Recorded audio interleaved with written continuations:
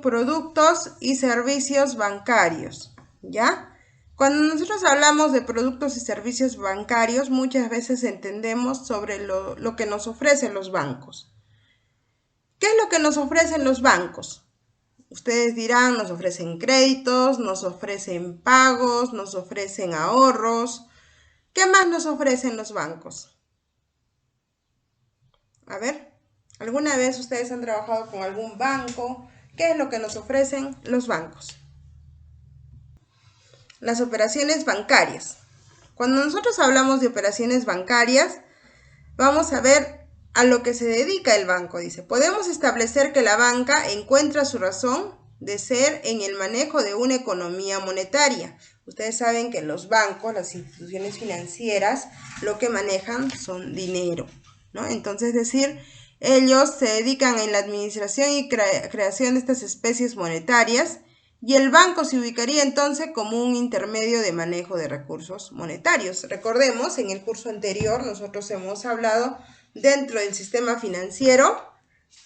¿Quién era el sistema financiero? Era un intermediario, ¿verdad? Era un intermediario, o sea, los bancos eran los intermediarios entre los superavitarios y los deficitarios, ¿no? Porque el banco no es el dueño del dinero. El dueño del dinero son los superavitarios, ¿verdad? Los que tenían excedente de dinero. Ellos son los dueños del dinero y el banco es el intermediario para poder prestar el dinero, ¿ya? Entonces, el banco es el intermediario del manejo de estos recursos monetarios, ya que la administración de estos, lejos de ser estática, es eminentemente dinámica e implica su colocación buscando un beneficio en el mercado. ¿Cierto? Los bancos buscan cierto beneficio porque tú prestas para tener alguna ganancia, alguna liquidez. Ellos pagan a los superavitarios un monto de interés pequeño, digamos que el 5%. Y cuando prestan ese dinero, ellos lo prestan en un 15%. Entonces, tienen ciertas ganancias, ¿no? El banco es un intermediario. Estas operaciones bancarias, en primera instancia, son celebradas por las entidades para captar y colocar recursos de manera profesional, por cuanto es el objetivo principal de estas instituciones. ¿Cuál es el objetivo de una institución bancaria? Buscar dónde colocar el dinero, ¿no? Dónde colocar el dinero que ellos tienen, en este caso de los superavitarios, para poder generar ganancias. Es como decir, tú tienes una tienda de abarrotes. ¿Cuáles son tus ingresos? Los productos que tú vendes, esas ganancias. El banco, ¿en qué gana? Colocando créditos, porque es donde va a cobrar cierto tipo de interés, ¿verdad?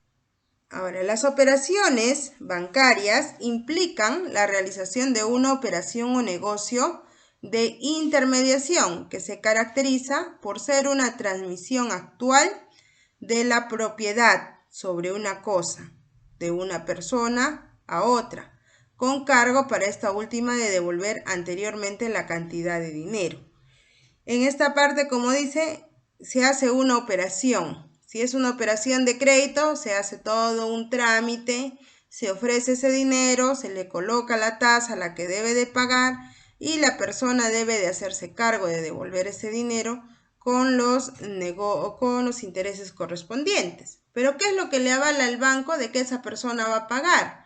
Lo que deja en garantía, ¿no? Muchas veces deja copias de propiedades, de bienes, ¿no? De su trabajo. Es algo con el que va a sustentar que tiene los ingresos suficientes para poder solventar dicha deuda. Este negocio de intermediación recae siempre sobre cosas fungibles, aquellas que se pueden sustituir unas por otras y que configuran a cargo del deudor una obligación. En el caso que sustenten la realización de una operación bancaria, implica forzosamente la existencia de lucro, o sea, son onerosas, ¿no? Muchas veces el banco, bueno, todo negocio es lucrar, ¿no? En realidad. Pero por eso hay un reglamento, o cuando se hace un crédito, se pone pues unas cláusulas, ¿no? Para que no te cobren más, o sea, ya tienes, es un interés fijo. Si te dice que te va a cobrar al 15%, tú vas a pagar una cuota fija todos los meses, ¿ya? Ahora, si es que fuese en un mercado inestable, donde las tasas no son fijas, un mes te cobra 15%, otro mes 20%, otro mes 10%, ahí sí ya es un caso de lucro o de inestabilidad financiera. Dice, de esta forma se puede decir que existe una operación bancaria siempre que la transmisión resultante se sitúe en función intermediadora, realiza negocios de crédito para captar nuevos recursos y en un tiempo adecuado colocarlos. ¿Con qué intención te cobran esos intereses? También para poder pagar los intereses a los superavitarios, ¿no? Ellos se prestan el dinero de otra persona y con ese dinero ellos puedan seguir trabajando. En la práctica, sin embargo, las operaciones o negocios efectuados por los intermediarios financieros no obedecen siempre la realización de una operación de crédito, tal como se plantea, sino que refieren otras posibilidades de negocios en los cuales no existe adquisición ni transmisión de la propiedad y en donde se trata solo de servicios que se encuentran sustento ya no en un contrato de crédito, sino en otros esquemas, como mandatos u órdenes y la compra y venta. Si bien es cierto, cuando nosotros vamos a una institución financiera, no siempre te va a decir, yo solamente te voy a dar créditos, ¿no? Sino te da diferentes posibilidades. Te da un crédito y en ese momento te ofrece una tarjeta. En ese momento también de repente te abre una línea de crédito adicional para compras. Entonces trata de ofrecerte otros servicios adicionales para poder generar, pues, ¿no?, más ingresos. Ahora, los negocios que realizan los intermediarios financieros se pueden diferenciar, por tanto, en dos grandes grupos. Uno en base al criterio central de referencia, que es utilizando el crédito, y otros que corresponden a demás funciones de cada país que lo otorgan los intermediarios financieros, y esto da una división de operaciones y servicios bancarios, de los cuales es un sentido estricto y lato que se puede definir de la siguiente manera. Operaciones bancarias y servicios bancarios. Las operaciones bancarias son negocios con los que el intermediario financiero cumple su función de intermediación crediticia. Recibe dinero a crédito pagando intereses y da dinero cobrando intereses. Esa es una operación bancaria, ¿ya? La operación bancaria, yo voy, saco un crédito, retiro el dinero, pago mi cuota, pago intereses. ¿Ya? El banco, ¿qué hace? Recibe el dinero, cobra los intereses y también el banco va a pagar a los que ahorran, a los superavitarios, les va a dar los pagos del interés, ¿no? Esas son las operaciones bancarias. Muy diferente a lo que son los servicios bancarios. Los servicios bancarios no se efectiviza la intermediación crediticia. Son negocios donde el intermediario financiero cobra comisiones, pero no recibe ni da crédito. Por ejemplo, un servicio bancario puede ser el cobro de los servicios básicos. Por ejemplo, una entidad financiera X le cobra a la CEAL todo lo que es el recibo de luz. Entonces, tu recibo de luz, tú pagas 20 soles. Entonces, la CEAL te cobra tus 20 soles más una comisión, digamos, un sol de comisión. Algunos no te cobran la comisión, pero le cobra la comisión directamente a la entidad a la cual está cobrando, ¿no? Digamos, le dice CEAL, yo te cobro tus recibos de luz y en todos los recibos de luz tú me vas a pagar un sol por cada recibo. Entonces ya CEAL le paga, ¿no? Ahora, otro servicio bancario es, por ejemplo, cuando tú vas a cobrar un cheque. Tú cobras un cheque, igualito también, ¿no? Te da tu dinero, a veces te cobra una comisión adicional.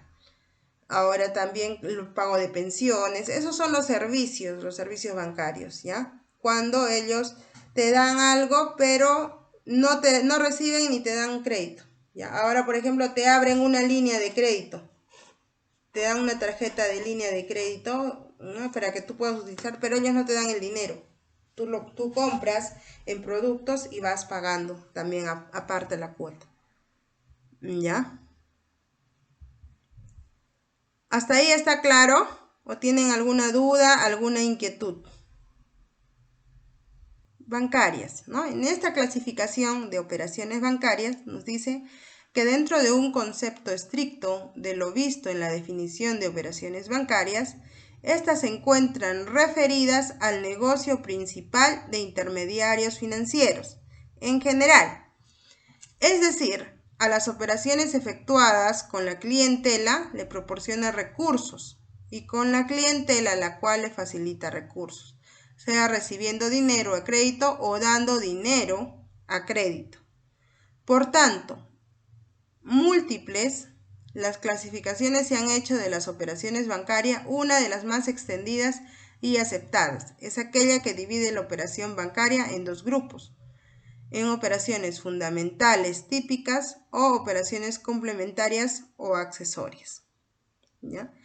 Entonces, dentro de estas operaciones bancarias, la mayor parte de los bancos realiza más que todas estas operaciones bancarias. ¿Por qué? ¿Qué es lo que hacen más? Ellos lo que más hacen es darte crédito. La mayoría de los bancos te ofrece créditos. Son pocos los bancos que te ofrecen ahorro. Y cuando te ofrecen para ahorrar o buscan clientes que ahorren, te ofrecen a una tasa pues muy bajita, donde no te conviene pues ahorrar, ¿no? Prefieres tú invertir ese dinero en otra cosa porque te va a dar más ganancia que ahorrarlo en el banco. Pero hay entidades financieras ya grandes, ya consolidadas dentro del mercado, que lo que más hacen es buscar otro tipo de clientes, es decir, clientes para ahorros. Más que de créditos, buscan ahorros. A ver, ¿ustedes conocen alguna entidad financiera que se dedique más al ahorro que a los créditos? En este grupo también vemos que hay dos grandes grupos, ¿no? Uno, que es la operación fundamental o típica, que dice que corresponde a la obtención y captación y el posterior préstamo o colocación de recursos. Estas están caracterizadas porque la entidad respectiva desarrolla su actividad en forma de intermediario, lucra de los recursos obtenidos. Estas a su vez pueden ser consideradas como operaciones pasivas y operaciones activas. ¿Qué quiere decir con esta parte? Que ellos, al buscar personas o buscar superavitarios, personas que ahorren, les pagan una cantidad mínima, que viene a ser, pues, como les he dicho, 5%, digamos. Y cuando ellos prestan el dinero, les cobran pues ni siquiera un 5%, 10%, les cobran 20, 25%, es mucho más. Y entonces todo eso es de manera lucrativa y a ellos les conviene ofrecer créditos. Dentro de estas operaciones fundamentales están las operaciones pasivas, que de estas operaciones pasivas tenemos los depósitos de ahorros, depósitos a la vista, depósitos a plazo. Estas operaciones pasivas son todas aquellas formas mediante las cuales los bancos captan los fondos, obtienen capitales o recursos ajenos y resultan ser deudores, o sea, es decir, deudores de los superavitarios, y por tal motivo quedan expresadas en diferentes cuentas del pasivo de sus balances. Dentro de las principales podemos tener los depósitos de ahorros. Este es cuando buscan a los superavitarios, ¿ya?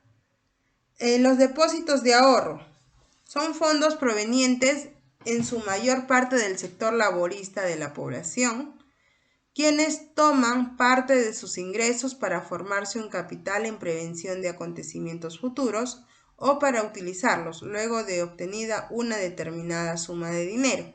Es decir, los que depositan ahorros abren su cuenta de ahorros y ahí van guardando todo el dinero que ellos deseen, ¿no?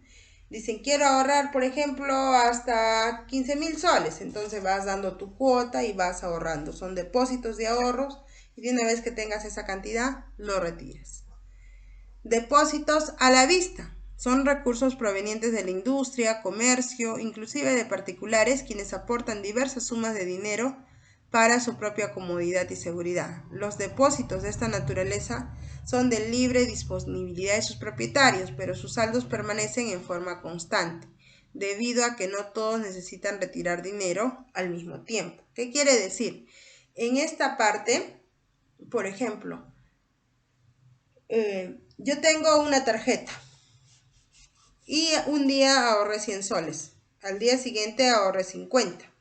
Al día siguiente me faltó dinero y saqué 20 soles. Al día siguiente volví a guardar 20 soles.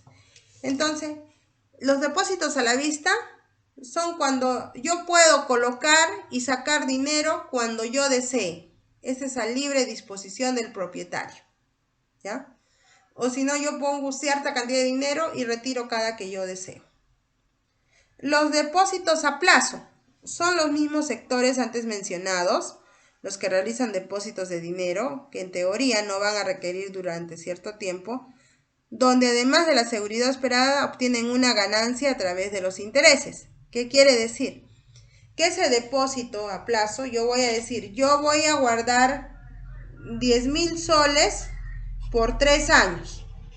Quiere decir que ese dinero no lo voy a mover durante 3 años. Pero al finalizar los 3 años voy a recibir una cantidad de dinero. O sea, voy a generar una ganancia, ¿ya? Ahora, el redescuento pasivo es un financiamiento otorgado a los bancos por el Banco Central de Reservas en situaciones extremas de falta de liquidez, ¿no? Este es ya cuando se da a los bancos, ¿no? El banco, por ejemplo, el banco X no tiene liquidez y se hace un préstamo del Banco Central ya para que pueda seguir trabajando, ¿no? Esas son situaciones extremas que casi no, porque ¿qué hace el banco de una vez que no tiene liquidez, ya no tiene? Y si no le pueden otorgar un crédito del Banco Central, entonces lo que hace el banco es vender sus acciones a otra entidad financiera mucho más grande para que se haga cargo. Y los adeudos son financiamientos otorgados por otros bancos corresponsales o por organismos multilaterales de crédito como COFIDE, generalmente dirigidos al financiamiento que los intermediarios financieros dan a ciertos sectores de la economía. O sea, es decir, cuando a veces falta cierta liquidez en los bancos, también te prestas de otro banco, pero los préstamos de otros bancos tienen que ser por periodos súper cortos, ¿ya? Súper cortos. Y bueno, y para terminar con lo que son las operaciones pasivas, tenemos las transferencias, giros y cheques de gerencia, que son unos recursos recaudados por intermediarios financieros a través de estos servicios, pero mientras permanecen dentro de la entidad financiera, constituyen obligaciones que pueden ser utilizadas para el otorgamiento de crédito o de la vista, ¿no? Esas transferencias, por ejemplo, yo voy a transferir dinero de una persona A una persona B y esa transferencia de dinero de una vez que está en el banco puede ser utilizado para otorgar ciertos créditos a otros clientes, ¿no? Los giros, los cheques, porque ese dinero se queda ahí en el banco y ya va a ser retirado en otra entidad financiera. O mientras no sea retirado, es dinero que va a trabajar para dar créditos, ¿no? Tú tienes ese dinero, tú lo dispones, después lo devuelves, por eso son tipo deuda. Las operaciones activas son aquellos negocios mediante los cuales los intermediarios financieros utilizan los fondos captados, es decir, el dinero de los superavitarios, a través de diferentes modalidades de depósitos y aportes de capital propio, para facilitar el apoyo financiero a su clientela, exigiendo para ello cuando sea necesario las garantías que se requieren. El intermediario resulta acreedor, por lo que estas operaciones quedarán registradas en las diferentes cuentas del activo. Las principales modalidades de financiamiento a los clientes se enmarcan en los denominados créditos, que pueden ser personas naturales, microempresarios, a pequeños y medianos negocios o grandes corporaciones dentro de las principales formas de operaciones activas. Tenemos, por ejemplo, los sobregiros de cuenta corriente. ¿Ya? En estas operaciones activas, ¿a qué se refiere activo? Es cuando el dinero está en movimiento, está en funcionamiento, el dinero no se queda. ¿Ya? Esos son sobregiros en cuenta corriente, avances en cuenta corriente y descuentos de pagarés. Por ejemplo, los sobregiros de cuenta corriente es cuando un banco puede girar de manera eventual sobre su cuenta corriente y cuando no tenga fondos suficientes, siempre y cuando el banco le autorice, y son de carácter transitorio y de alto riesgo.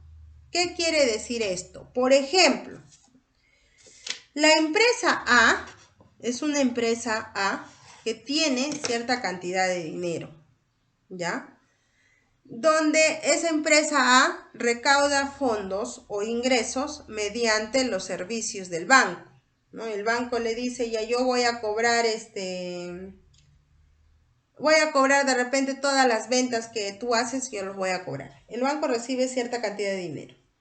O si no, también la empresa A deposita todo el dinero en ese banco y el banco es el encargado de pagar los cheques de los trabajadores, ¿ya? Resulta que cuando un trabajador va a cobrar al banco el cheque, la empresa no tiene fondos, de repente no depositó, y para no causarle alguna molestia al cliente, cuando es una empresa fija, confiable, ¿qué hace el banco? El banco le da un sobregiro, ¿no? Le está poniendo como un préstamo a la empresa para pagar ese sueldo al trabajador. Entonces está haciendo un sobregiro en la cuenta corriente de la empresa. De ahí viene el empresario y ya paga, ¿no? Pero el banco tiene que autorizar ese permiso. Ahora el banco de repente le dice, no, esta empresa es dudosa, no hay autorización. Entonces le dice al cliente, no hay fondos. Corre, habla en la empresa, no hay fondos. Entonces ahí es. Pero estos sobregiros se trabaja más que todo con las empresas confiables, empresas grandes, que por un motivo u otro a veces se olvidan de depositar la cantidad necesaria, ¿no? Esos son los sobregiros en cuenta corriente. Y los avances en una cuenta corriente son mediante las cuales el cliente puede girar sobre su cuenta corriente aun cuando no tenga fondos suficientes, hasta llegar a un máximo determinado en el respectivo contrato de crédito, el cual también se establece el tiempo para uso de facilidad crediticia. En este caso es cuando la entidad financiera, muchos trabajadores en las empresas grandes tienen convenios con ciertas entidades financieras, ¿ya? Para créditos bancarios. ¿Con cuál es la finalidad de estos de estas empresas y de estas entidades financieras, de estos convenios? Es que, por ejemplo, el trabajador X que trabaja en la empresa A solicita un crédito a una entidad financiera. La entidad financiera le da el crédito por convenio. ¿Qué quiere decir? Que cuando el trabajador va a ir a cobrar su dinero en el banco, ese mismo banco cobra su dinero, le hacen el descuento respectivo de su cuota bancaria. Ahora, ¿qué sucede si, por ejemplo, al trabajador X le pagan todos los 15 de cada mes, pero su letra del trabajador se vence el día 10? Entonces, el día 10 no va a tener dinero todavía depositado. Entonces, ¿qué hace el banco? El banco, para no cobrarle con mora del día 15, le cobra, hace el descuento de la cuenta, ya se está cobrando el día 10, pero está haciendo un avance de cuenta corriente, o sea, le está girando dentro de la cuenta corriente de la empresa como un préstamo, para que la empresa el día que deposite ya va a cubrir esa cantidad de dinero. ¿Ya? Esos son avances de cuenta corriente, pero le da un límite, le dice solamente te puedo girar hasta 5.000 soles, digamos, ¿no? Pasado esos 5.000 soles ya no le puede girar. ¿Sí? ¿Está claro entre los sobregiros y avances de cuenta corriente? Los descuentos de pagaré. Esta modalidad mediante la cual los bancos conceden un crédito directo al solicitante, quien firma un título valor llamado pagaré, en el cual se estipulan todas las condiciones de crédito. En la mayor parte de casos tiene un vencimiento fijo, en cuyo día el deudor debe cancelarlo totalmente o renovarlo con o sin amortización, previo acuerdo del intermediario financiero. Si fuera necesario, este podrá solicitar una garantía de manera de respaldo. Este descuento de pagarés, primeramente, el pagaré es un título valor, ¿ya? Que es como un contrato inmediato que se debe de cumplir, donde tú te comprometes a pagar cierta cantidad de dinero, ¿ya? Por ejemplo, bueno, yo he visto, ¿no?, que han utilizado los pagarés, por ejemplo, en los hospitales, cuando supongamos que hay un accidentado, ¿ya? Y no tienes en ese momento tu DNI, no tienes, no saben si tienes seguro o no tienes seguro. A veces el seguro, hay cosas que no cubren lo que son accidentes de tránsito. Entonces, ¿qué hacen? Te hacen firmar, o a veces a ti o un familiar o una persona le hacen firmar un pagaré, ¿no? Donde se compromete a pagar todos los gastos hasta un plazo determinado, para que en ese momento sea atendido, más que todo cuando necesitan, por ejemplo, operaciones de emergencia, ¿no?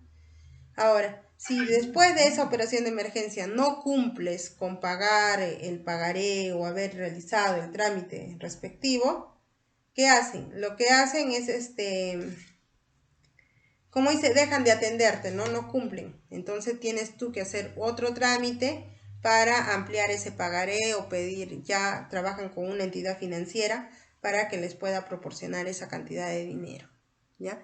Ahí es donde entran a tallar los pagarés y esos descuentos que se hacen, ¿no?, también a veces a la empresa con la cual tú estás trabajando. Descuento de letras.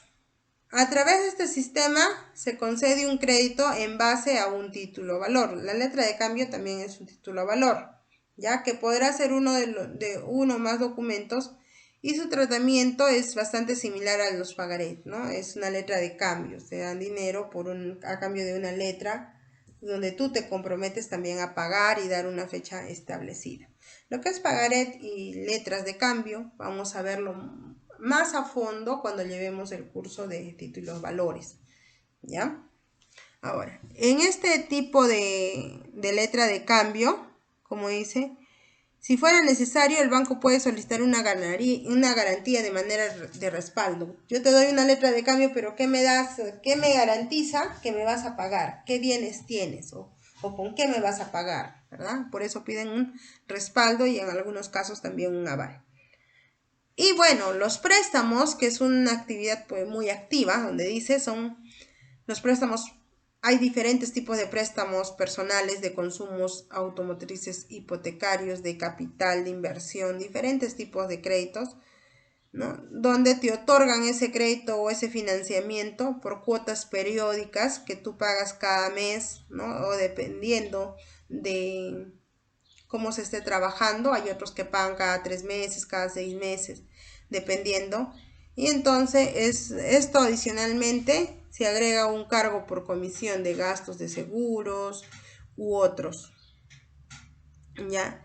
En esta parte de los préstamos, la mayoría ya conoce, de repente ya ha escuchado hablar de créditos o ha trabajado con créditos financieros. Entonces acá hay que tener bastante cuidado, ¿ya? Si son créditos personales, no te dan cualquier monto. Para darte un monto de crédito tienes que pasar por una evaluación crediticia.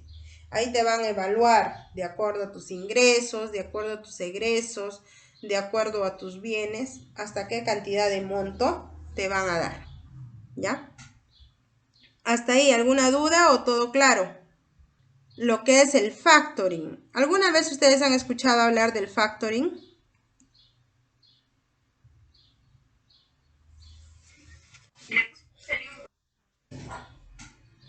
¿Sí?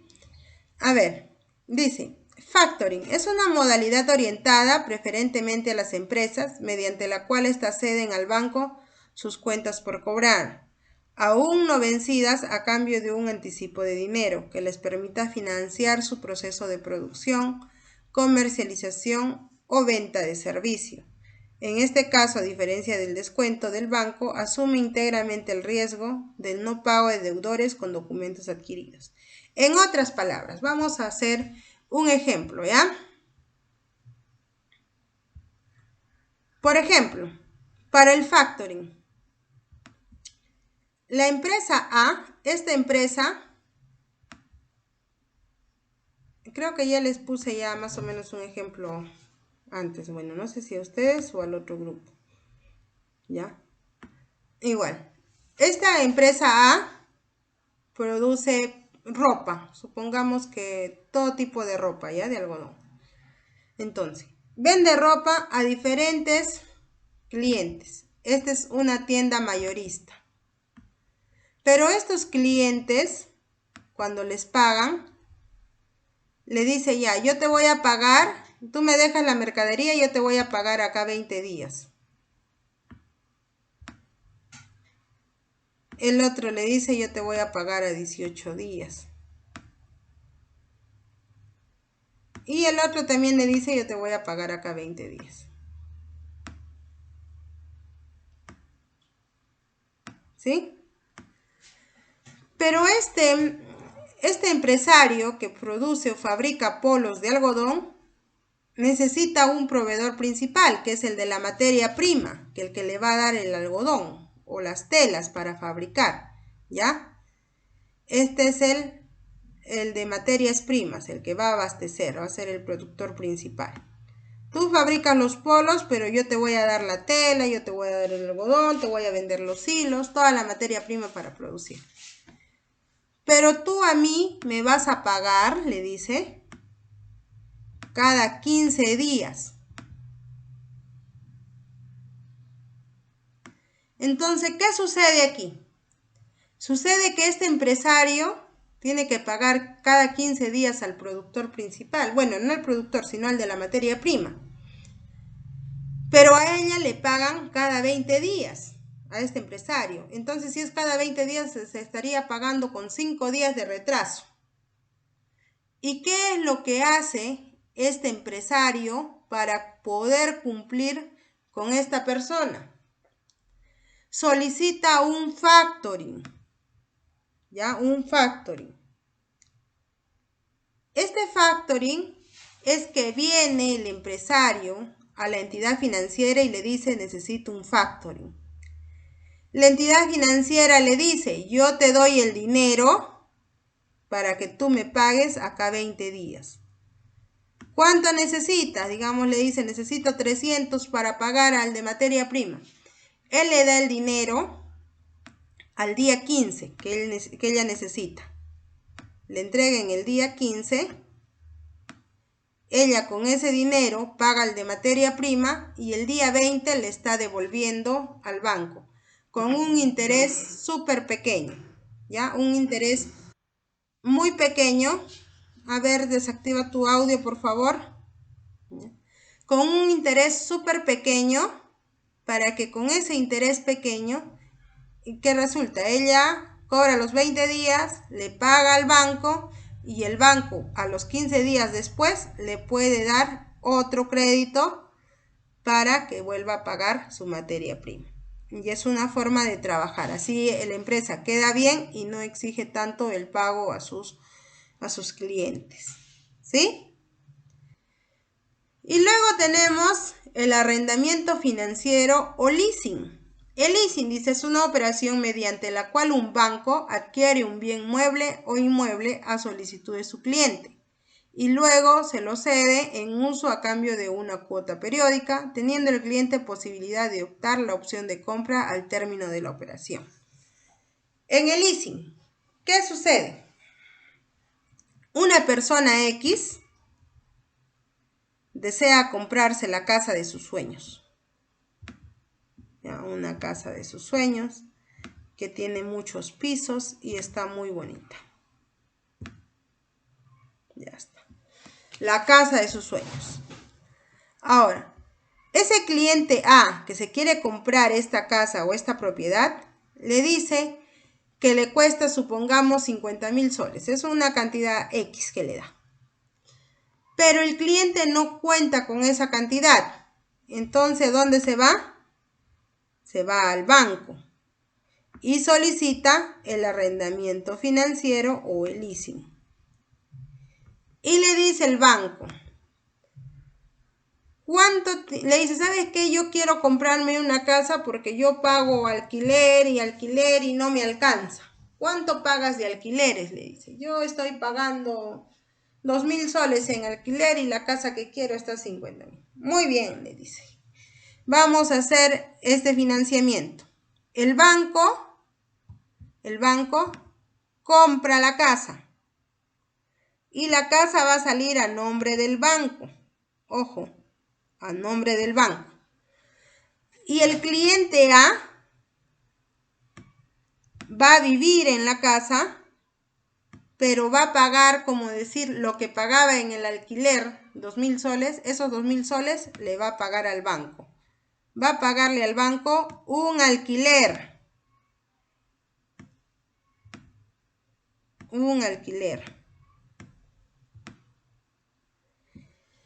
Supongamos que acá le ha dado por 50.000 soles y le va a decir, yo te voy a cobrar un alquiler por 3 años y en 3 años no sale los 50.000, digamos sale 70.000. Le está cobrando el monto de la casa más los intereses dentro de ese alquiler por el tiempo que ellos hayan establecido. Y de una vez que el cliente paga el alquiler completo, o sea, durante el tiempo que se ha acordado, ella le dice, ¿sabes qué? Me quiero quedar con la casa. Entonces el banco le hace la transferencia de papeles y le da la casa a esa persona. Porque ya pagó, como dice, el alquiler por todo ese tiempo, por toda esa cantidad. Ese es el leasing o el arrendamiento financiero. De una vez que terminas de pagar, recién la propiedad es tuya. ¿Ya? Si es que no lo pagas, no, sigue siendo del banco. Y mientras haya ese arrendamiento financiero, el cliente no puede sacar ningún crédito bancario en otra entidad con esta propiedad. Ojo. ¿Sí? Bien, vamos a ver ahora las operaciones complementarias o accesorios. Recordemos que se dividía en dos grupos, ¿no? Y este segundo grupo es una operación complementaria o accesorios, donde dice son aquellas en las cuales no se ve la materialización directa de integración crediticia. Se clasifican en operaciones conexas o contingentes y operaciones por cuenta de terceros. Estas operaciones conexas es debido a la gran cantidad de movimiento de capitales, es decir, cuando se mueve bastante cantidad de dinero, las instituciones financieras efectúan muchas operaciones que son independientes o derivadas de operaciones de captación o colocación. Son los tradicionales créditos indirectos, que en su mayoría están relacionados con operaciones activas y puede llegar a estar relacionado también con este tipo de operaciones, ¿no? Y son circunstancias ajenas e imprevistas a una institución financiera. Y se registra a través de cuentas contingentes, llamados riesgos, no por caja, sino son aquellos que no existe un desembolso efectivo de dinero y el intermediario financiero solo interviene mediante una garantía sobre un compromiso futuro a cumplir con su cliente frente a un tercero. ¿Qué quiere decir? Dentro de esas operaciones conexas están, por ejemplo, las tarjetas de crédito. Tú tienes una tarjeta de crédito, el banco te está autorizando que tú tienes, digamos, una línea de crédito de X cantidad, y cuando tú vas a comprar a unas tiendas, ¿no?, con tarjeta, pagas con tarjeta, el banco es el que va a dar la cuenta, o sea, porque está saliendo dinero del banco, ¿no? Él es el que está autorizando. Y después tú ya estás pagando, estás cumpliendo con esta obligación con la entidad, ¿ya? Entonces son créditos directos, que es captado del público también, y representan los ingresos, en este caso representan un rubro muy interesante por las comisiones que cobran, porque imagínate, en una tarjeta de crédito te pasas un día, no te cobran pues una mora pequeña, ¿no? La mora es más grande, los intereses son más grandes cuando se maneja lo que son tarjetas de crédito. Ahora, el aval. El aval y la carta fianza son documentos, bueno, la carta fianza es el documento de garantía, ¿no? Pero el aval es la persona que va a garantizar que te den un crédito, ¿ya? Si bien es cierto, el aval no recibe ningún dinero extra, pero el aval es el responsable de hacerse cargo del pago de ese crédito. Supongamos que el cliente X saca cierta cantidad de dinero, pero no tiene nada de garantía, entonces busca un aval. Y ese aval es la persona encargada de pagar si es que el cliente se olvida de su deuda. Si el cliente no tiene con qué pagar, es el aval el que paga. ¿Ya? Entonces, esta garantía respalda el cumplimiento de obligaciones de la persona encargada, ¿no? Ahora, si la persona no tiene dinero, no paga, el aval es el único responsable en pagar. Pero, profesora, ¿por qué va a pagar el aval si yo no quiero pagar? Tienes que cumplir, porque por eso tú eres el aval, el que está firmando un compromiso de pago y cumplimiento de pago. Entonces, muchos dicen, tengan cuidado, no sean aval, ¿no? Porque no sabemos a qué persona vamos a avalar. Hay que tener bastante cuidado a quién se avala y por qué monto estás avalando. Porque de cierta manera ese es un crédito también indirecto para ti. Y bueno, el crédito documentario, que es ya cuando tú tienes un crédito y entregas diferentes tipos de documentos que respalden que tienes sustento para poder pagar ese crédito, ¿no? Operaciones por cuentas de terceros. Estas operaciones son aquellas en las cuales la entidad financiera actúa como intermediaria entre el deudor y un acreedor, cumpliendo ciertas instrucciones de este último. En la mayor parte de los casos, se puede registrar a través de cuentas de orden, siendo las principales operaciones de este tipo siguiente: cobranzas en moneda nacional extranjera, intermediación de cobros, intermediación de pagos, compra y venta de títulos valores, compra y venta de divisas, custodia de valores, cajas de seguridad, emisión de órdenes de pago, etc. ¿Ya? Entonces, adicional a esto, existen diferentes tipos de negocios que hacen por cuentas de terceros. Y bueno, lo que se hace en esta cuenta de terceros es como decir que tú vas a cobrar, por ejemplo, el pago de los servicios básicos de agua y luz. Tú estás pagando, tú cobras ciertas comisiones también por eso. Tú vas a hacer una custodia de cajas de seguridad, ¿no? Tú vas a cuidar esas cajas de seguridad, porque esas cajas de seguridad también les dan a las empresas. Las empresas dicen, yo solicito una caja de seguridad en el banco. Entonces va a la entidad financiera, tiene su caja de seguridad y por la caja de seguridad, por el cuidado, también tiene que pagar una comisión. Ya, bien. Dentro de eso tenemos también la administración de capitales. La administración de capitales están vinculadas con un sector mobiliario que se encarga de trámites de demanda y emisión y colocación de valores, como acciones y bonos, incluso prefinanciado y la emisión y gestionando la cotización en bolsa. Vinculados con la administración de inmuebles, el banco toma a su cargo la cobranza de alquileres y eventualmente las acciones contra inquilinos incumplidos, y a la vez que el pago de impuestos, tasa y primas de seguro, incluso las reparaciones si se requieren en el inmueble. En este caso es, como dicen, ¿no? Es un sector vinculado a lo que es el mobiliario, ¿no? Por ejemplo, una casa ya queda como una garantía, o los muebles que tú tienes dentro de esos bienes o inmuebles, esos bienes, también pasan como parte de pago en caso de algún incumplimiento. Ahora, servicios vinculados con el sector externo son tramitaciones, asesoramientos, cobranzas, entre otros. Los transportes de valores, en este caso cuando se transportan lo que son pagarés, títulos valores, ahí es donde se cobra también cierto tipo de comisiones y tienen diferente tipo de seguridad, ¿ya? Entre otros. Ahora, Veamos los préstamos que se dan. Los préstamos interbancarios son préstamos de un banco A un banco B. Pero esos bancos te dan ese crédito o esos préstamos para cubrir esos problemas pequeños por falta de liquidez en el momento, pero deben ser devueltos a la brevedad posible. O sea, tiene que ser devuelto rápido. O sea, los préstamos interbancarios tienen una duración de 1 máximo 2 días. No puedes prestarte por más tiempo.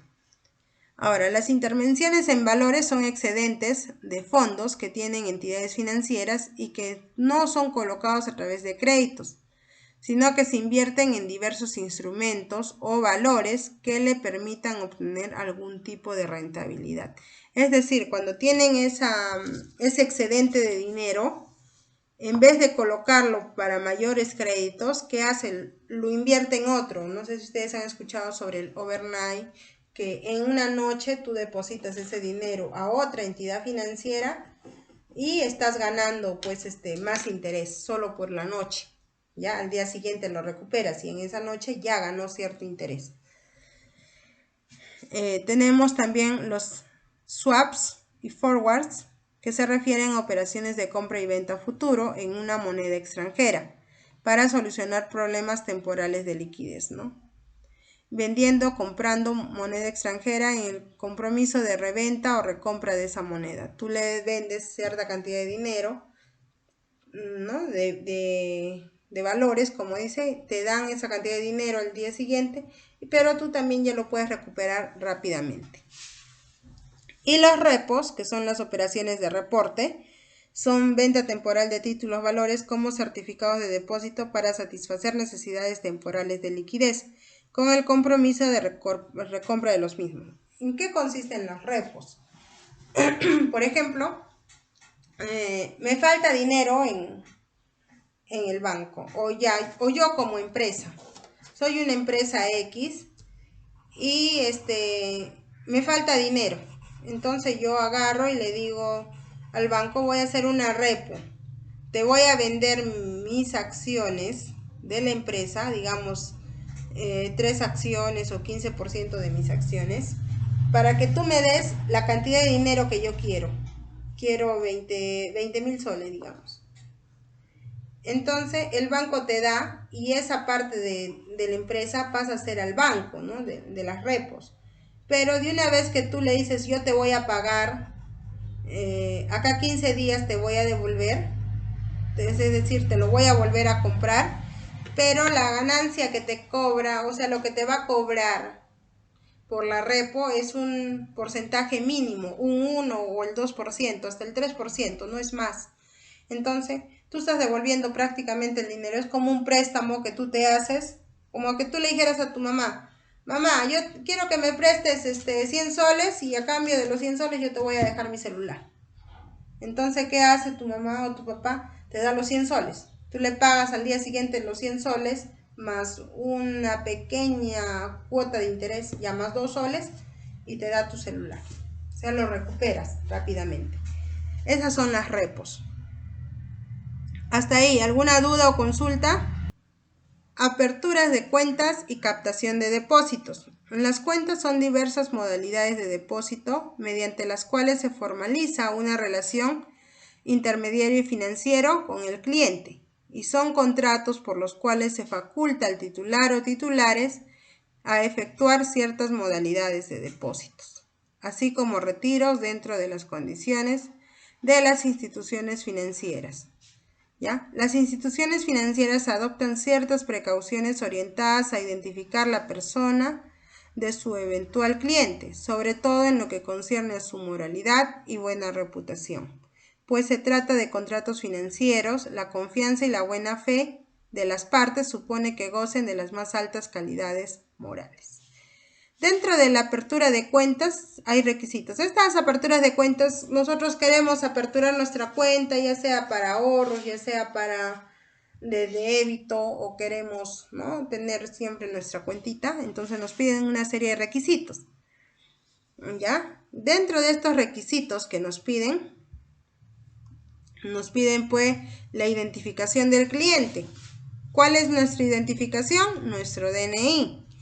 ¿no? Se busca ver que realmente la persona a la que va a abrir su cuenta sea una persona, pues, como dice, sea una persona que realmente pertenezca a un país, ¿no? Que sea una identificación verdadera y no una identificación falsa.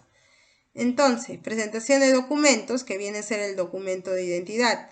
Ahora, si es que es persona natural, como dice, basta el DNI. Si es una persona extranjera, necesita su carnet de extranjería. ¿Ya? Ahora, en caso de verificar el domicilio del cliente, para verificar el domicilio, te piden a veces un recibo de luz o un recibo de agua, ya con dirección actual. Ahora, en el caso de persona jurídica, que vienen a ser las empresas, se debe de identificar mediante los documentos legales que cada caso exista, ¿no? En forma muy general, se considera la necesidad de presentar la siguiente documentación. La copia del RUC, ¿no? Que es el Registro Único del Contribuyente, la copia de escritura de la Constitución de empresa, la copia de poderes otorgados, es decir, si es que tiene un gerente o hay diferentes socios, copia de nombramiento de directores y copia de documento de identidad de los representantes. Entonces, cuando es persona jurídica te piden más documentos. Pero ustedes dirán, ¿para qué van a abrir una cuenta en una persona jurídica si basta que lo abra una persona natural? Las personas jurídicas como empresa también necesitan tener su cuenta para ahorros o lo que ellos deseen, y son cuentas mancomunadas, o sea, no puede retirar cualquier persona, ¿no? Tienen que ser parte de la empresa y una persona encargada. Para eso son la copia de los poderes, quienes van a ser los representantes legales para poder hacer estas transacciones, ¿ya? Y luego se hace una verificación de la solvencia moral, que esto se evalúa el comportamiento del cliente respecto a relación de anteriores obligaciones, ¿no? Quieren ver cómo son con sus pagos, cómo es su actividad a la que ellas se realizan, tienen ingresos, no tienen ingresos. Entonces tienen que verificar toda esa información que ellos requieran. Y la verificación de solvencia económica, ¿no? Si realmente la empresa cuenta con el respaldo de dinero o liquidez suficiente. Para el caso de personas naturales, solamente te piden para ver tu solvencia económica tus boletas de pago si es que tuvieras o recibos por honorarios. Y bueno, eso es lo que te piden, ¿no? La constancia de lo que realmente tú tienes, de lo que estás trabajando. Pero profesora, yo trabajo de manera independiente, yo no tengo ni boletas de pago, ni tengo lo que son recibos por honorarios. Entonces, ¿qué tienes que hacer ahí? Una declaración jurada, diciendo, ¿no? Yo, fulano de tal, declaro bajo juramento que tengo un ingreso mínimo de tanto, por trabajo independiente, ¿ya? Ahora, las personas jurídicas tienen que presentar, pues, ¿no? Su estado de situación financiera, ¿no? Cómo va su balance general, estado de ganancias y pérdidas y qué capacidad de pago tienen ellos. Y luego tenemos el llenado de los requisitos formales, que ya son contratos o reglamentos, ¿no? Que se pueda tener, firmas, los depósitos de estas cuentas. Siempre cuando abres una cuenta te piden un primer depósito, ¿ya? Que eso lo da la institución. Te dice, ya, para abrir tu cuenta de ahorros tienes que dar un depósito mínimo de 50 soles, 20 soles. Ya la entidad financiera te indica para que empieces con la apertura de tu cuenta. Después de que tú aperturas tu cuenta, también lo puedes retirar ese dinero. Y la cuenta de ahorros. Estos son productos pasivos o de captación. Dentro de los productos pasivos o de captación tenemos la cuenta de ahorros, que nos dice que es una modalidad de depósito tanto en moneda nacional como en moneda extranjera orientada a personas naturales, el cual que permite disponer de los fondos en el momento que requiera, pero no gana intereses, ¿no? Generalmente en la cuenta de ahorros muchos lo ponen por tiempo fijo, ¿ya? Si yo quiero ahorrar 1000 soles, 100 soles cada mes. Entonces, ¿por qué no te genera intereses? Porque no estás poniendo un monto fijo desde un inicio. ¿no? Entonces estás colocando de manera paulatina o la manera que tú tengas el dinero, ¿ya? Y hay personas que cuando ya necesitan el dinero, solicitan el retiro también de ese dinero, entonces no pueden ahorrar. Hay otros que te dicen, sí, ya yo voy a ahorrar durante un año y después del año recién puedo retirar. Entonces, dependiendo lo que ellos queden con el banco, ¿no? El mercado objetivo de esta cuenta de ahorros es las personas naturales, profesionales, independientes, comerciantes, asociaciones. Y bueno, las características del producto es de ahorro individual, que es para una sola persona, o mancomunada es cuando son 2 o 3 dueños de ese dinero y los 3 tienen que estar de acuerdo cuando se retire, o la cantidad de personas, ¿no?, que están de acuerdo para retirar ese dinero. No puede retirar uno solo. ¿Cuándo se utilizan estas cuentas mancomunadas? Por ejemplo, para las APAFAs, para las empresas, ¿no? En las APAFAs, por ejemplo, el tesorero dice una cuenta mancomunada para que no se agarren la plata y haya una mayor supervisión. Ahora, bueno, los beneficios de los depósitos de ahorro es que tienes seguridad en tu dinero, no dispones de dinero líquido en ese momento, ¿no? Entonces puedes realizar diferentes operaciones de cualquier agencia, oficina, y todas las personas que abren una cuenta de ahorros, también, bueno, antes se les entregaba una tarjetita de ahorros. No sé si ustedes han visto de repente en sus abuelitos, sus papás, ¿no? Tenían una tarjeta de ahorros, era como un librito, y ahí anotaban, ¿no? O lo escribían con la máquina de escribir. Salió, retiró tanto, abono tanto, y ahora ya no tienen tarjeta de ahorros, ahora tienen su tarjeta de crédito, de la tarjeta de crédito de su cuenta de ahorros donde les pagan. Agarran y les dan, ahí tú pones últimas operaciones, últimos movimientos y ahí te sale todo lo que has hecho y automáticamente ya está registrado en la máquina. Ya no es necesario tenerlo que escribir a mano o tener que anotarlo. Los beneficios te da seguridad y comodidad. ¿Por qué? Porque dice que los depósitos de ahorro tú puedes disponer de ellos en cualquier momento, en cualquier lugar, ¿no? ¿Cuáles son las características de estos depósitos? Son efectuados en cuentas debidamente registradas, las cuales están a nombre de personas naturales y jurídicas. Pueden ser tanto en moneda nacional como moneda extranjera. Y la apertura de la empresa del sistema financiero inscribe al titular de la cuenta en un registro correspondiente. ¿Ya? Y te brindan un dinero, una forma más flexible de poder disponer ese dinero como tipo de depósitos a la vista. ¿Quiénes pueden abrir una cuenta de ahorros? Personas naturales y jurídicas. ¿Se pueden realizar depósitos con cheques en una cuenta de ahorro? Sí, se depositan los cheques.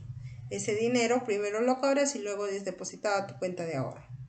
¿Ya? ¿Cómo debe proceder el titular de una cuenta en caso que se pierda el documento probatorio cuando se reabrió la cuenta de ahorros y que le permite efectuar operaciones? Cuando se pierde, por ejemplo, una tarjeta de crédito, porque ya acá no hay libreta de ahorros, ya, ahora es la tarjeta. La tarjeta que tienen de su cuenta de ahorros se perdió, vas a la entidad financiera, lo primero que tienes que hacer, si no puedes ir a la entidad financiera, tienes que llamar y bloquear tu cuenta para que nadie pueda entrar a esa cuenta. La bloqueas, luego agarras, entras a... Bueno, vas a la entidad financiera, indicas que se te ha perdido tu tarjeta y sacas un duplicado. Pagas un monto, de acuerdo a lo que te diga la entidad financiera, por duplicado. Ahora, si la tarjeta, en este caso ya se venció, vas con tu tarjeta vencida a la entidad financiera y te dan una nueva, ¿ya? Así que, pero primero se tiene que bloquear la cuenta cuando ha habido pérdida de tarjeta. El depósito en cuenta corriente. La cuenta corriente desde el punto de vista comercial es un contrato consensual en virtud del cual dos personas reflejan sus operaciones mutuas durante cierto tiempo a través de un estado, con el objetivo de que se compensen lenta y progresivamente hasta que la última obligación que resulte de uno de los contratantes a favor del otro sea determinada por el saldo.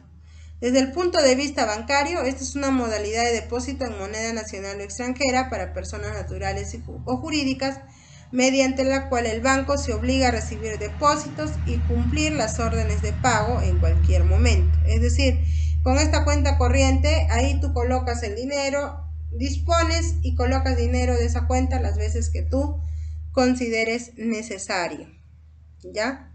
A través de un cheque o una tarjeta de crédito, ¿ya? El mercado objetivo, personas naturales o personas jurídicas profesionales que ejerzan sus labores de forma independiente, o empresas también, ¿no? Que demuestren su buen desenvolvimiento. Igual, las características del producto de manera individual o mancomunada tiene un monto mínimo de apertura, no existe monto límite de depósito. Los depósitos pueden ser efectuados por personas diferentes a los titulares. Es decir, que si cualquier persona necesita hacerte un pago, te deposita en tu cuenta corriente. No necesariamente tiene que ser el titular el que te va a depositar, ¿ya? Los requisitos. Cantidad mínima que te va a pedir el banco para las personas naturales, documentos de identidad. En el caso de persona jurídica, también lo que es el RUC, constitución de empresa, acta de junta de socios, ¿no? Documentos que acrediten el funcionamiento de la empresa, que vean, ¿no?, la solvencia que tienen, el llenado de tarjeta. Y si es que se solicita talonario de cheques para los pagos, también tienes que llenar un formulario para solicitar cheques. Pero como les digo, los cheques ya no se utilizan mucho, ya han pasado, ya son obsoletos, son muy pocas las empresas que lo utilizan o rara vez los casos que utilizan los cheques. Ahora todos son tarjetas de crédito. Es más, ya ni tarjetas de crédito quieren utilizar, todo quieren utilizarlo por medio de las fintech, ¿no? Lo que son Yape, Plin, Tunki, todo eso. Bien, hasta ahí, ¿alguna duda o consulta? Es un contrato de acuerdo a una entidad financiera que nos obliga a cumplir las órdenes de pago con el cliente hasta un importe de dinero por el cual haya sido depositado. ¿Qué empresa del sistema financiero puede recibir depósitos en cuenta corriente? Los bancos, financieras y otras empresas autorizadas por la SBS. ¿Cuáles son los requisitos para aperturar una cuenta corriente como persona natural? Documento de identidad, lo que son documentos de criterio de la empresa para ver sus ingresos, domicilio y constancia de domicilio, de repente recibo de agua o luz. Requisitos de una cuenta corriente por una persona jurídica, lo que es el registro único del contribuyente, lo que es el RUC, los DNIs de las personas encargadas, ¿no?, de los socios, el documento que acredite la constitución de empresa, el documento de poderes, el documento de la directiva de esa empresa, de los representantes, ¿no?, y los domicilios correspondientes. ¿Cuáles son las obligaciones de las empresas del sistema financiero en la apertura de las cuentas corrientes? Verificar la entidad del solicitante, registrar la firma de manera digital, ¿ya? De manera digital. Comprobar que el solicitante no se encuentre prohibido de abrir cuentas corrientes, verificar la veracidad de la información, ver un contrato de apertura de cuenta corriente y ver las medidas para conservar registros de identidad. ¿Qué información debe contener el contrato de cuenta corriente? Señalar si es que tiene chequera o no tiene chequera, establecer los casos en los que la empresa del sistema financiero pueda cerrar esa cuenta corriente y precisar los casos en los que dicha comunicación se efectúa si es que hay algún cierre de esa cuenta, ¿no? ¿Qué facultades tiene la empresa del sistema financiero respecto a las cuentas corrientes? Puede negarse a la solicitud de cerrar esa cuenta corriente o puede remitir una comunicación avisando que hay saldos deudores, ¿no?, de repente por sobregiros también. ¿Qué es el cheque? El cheque es un título a valor que constituye una orden de pago al girador de una empresa dentro del sistema financiero, ¿ya? Pero este cheque también para cobrar tenemos que ver si es que hay fondos. Eso ya lo vimos también en el curso anterior, que hemos visto, ¿no?, cómo nos autorizan los bancos para poder cobrar los cheques. ¿Qué tiene el cheque? Tiene un código, lugar y fecha, cuánto se va a pagar, que es el monto, el nombre del beneficiario, el nombre del domicilio de la empresa y firma del cliente, o del que emite, perdón. ¿Cuándo y cómo se debe pagar un cheque? Se paga, un cheque se debe pagar a la vista de su presentación, ¿no? De una vez que es presentado al banco y que tenga los fondos suficientes. Y si no tiene fondos, se pone pues un sello donde dice negado, dependiendo también los fondos. Dice, ¿cuándo una empresa del sistema financiero no debe pagar un cheque? Cuando no hay fondos disponibles, cuando el cheque está dañado, cuando se presenta fuera del tiempo determinado, cuando el cheque sea la orden y el derecho de tenedor no estuviese legitimizado, ¿no? Dependiendo las características del cheque. ¿Cuál es la responsabilidad de una empresa del sistema financiero por negativa injustificada? Es que se niegue a pagar el cheque y responde a todos los daños que ha ocasionado, ¿no? ¿Qué características debe contener el endoso del cheque? ¿Qué hemos dicho que es el endoso? La firma al reverso del cheque. Nombre de la persona que va a endosar, la fecha, número de DNI y a veces te piden huella digital, ¿ya? ¿Qué sucedería en caso de deterioro del cheque? Si es que el cheque es real, tienes que ir a la empresa y solicitar otro, ¿no? Justificar por qué se te ha dañado y verificar de que no haya sido cobrado antes, ¿no? Para que te puedan dar otro cheque y lo puedas cobrar también.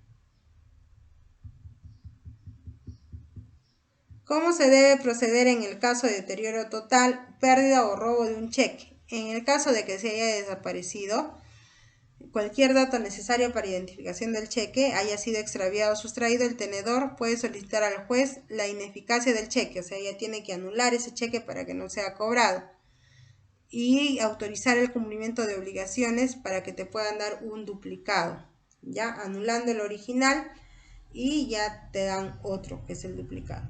Si gira un cheque para ser cobrado en fecha posterior al día de la emisión, ¿podría ser cobrado antes de dicha fecha? Se considera no puesta la fecha, postdata, o una cláusula que consigue un plazo para negociación del cheque, con excepción del cheque de pago diferido. ¿En qué caso se aplica el cierre de cuentas corrientes por giro de cheques sin fondos? De acuerdo a la ley de títulos de valores, una cuenta corriente puede ser cerrada por giro de cheques sin fondos. Cuando una empresa gira y gira los cheques y no tiene fondos, o en este caso deposita o te dice no para que retiren dinero o vayan a pagar a un trabajador y no tiene fondos. Bueno, en las tarjetas de crédito no se ve tanto eso porque te dicen no he depositado, pues simplemente no cobras, ¿no? No está en tu cuenta. Pero cuando te giran un cheque y no tiene fondo, ¿qué hace el banco? Te cierra tu cuenta corriente porque estás girando cheques sin ningún fondo. Entonces estás engañando, pues ahí también. Bueno, esto ya es de las tarjetas de crédito, vamos a ver después. Bien, jóvenes. Ahora vamos a ver nosotros